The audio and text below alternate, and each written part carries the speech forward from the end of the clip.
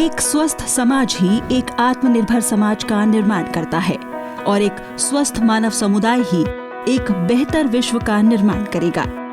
जी हाँ, एक बेहतर कल के लिए यह बेहद जरूरी है कि न सिर्फ हम और आप बल्कि हर एक व्यक्ति सेहतमंद रहे और इस दुनिया को बनाए रखने में अपना योगदान दे सके।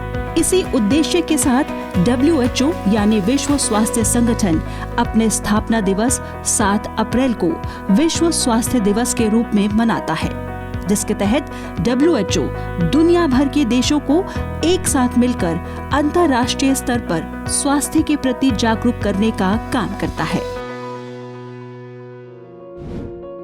असल में आज भी कई देशों में करोड़ों लोगों को या तो स्वास्थ्य सेवाएं मिलती ही नहीं या फिर उनका स्तर बहुत ही खराब है।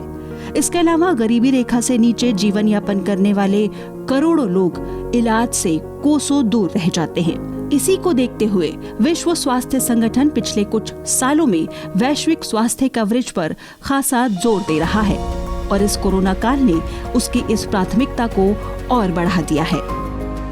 इसी कड़ी ने WHO ने 2021 में विश्व स्वास्थ्य दिवस की थीम रखी है building a fairer healthier world, यानी एक निष्पक्ष स्वस्थ दुनिया का निर्माण। आज भी हमारे समाज का एक तबका ऐसा है जिसके पास रोटी, कपड़ा और मकान जैसी मूलभूत सुविधाएं नहीं है। न पीने के लिए स्वच्छ पानी है, न हवा है, न भरपेट खाना। नतीजा कुपोषित और बीमार समाज।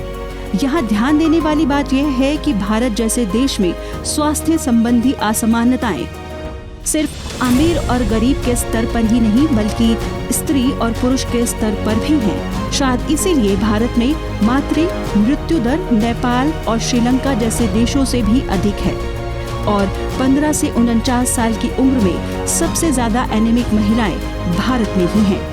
असल में आज भी हमारी आधी से ज्यादा आबादी ग्रामीण क्षेत्रों में रहती है, जहां महिलाओं के स्वास्थ्य और स्वच्छता के प्रति जागरूकता की कमी है। संसाधनों की कमी के अलावा शिक्षा की कमी के चलते लड़का और लड़की का अंतर बढ़ गया, जिसने महिलाओं की शारीरिक समस्याओं को और बढ़ा दिया। अक्सर उन्हें पौष्टिक और संतुलित आहार नहीं मिलता, फिर व्यायाम करना और अपनी सेहत का ध्यान रखना जैसी बातें उनके लिए बेमानी हो जाती हैं। WHO के मुताबिक यह न सिर्फ अनुचित है बल्कि एक बेहतर दुनिया के लिए हमें इसे रोकना भी होगा। इसलिए WHO ने इस बार building a fairer healthier world की थीम के तहत दुनिया भर के लीडर से इस असमानता को खत्म करने की दिशा में उचित कदम उठाने की अपील भी की है और इसके लिए WHO ने कुछ सुझाव भी दिए हैं, जैसे कि वर्क टुगेदर, यानी स्वास्थ्य सेवाओं की असामान्यताओं को दूर करने के लिए सरकार और सभी समुदाय मिलकर एक साथ काम करें। Collect reliable data. कहा जाता है कि सही समाधान या उपचार के लिए समस्या की सही जानकारी होना बेहद जरूरी होता है।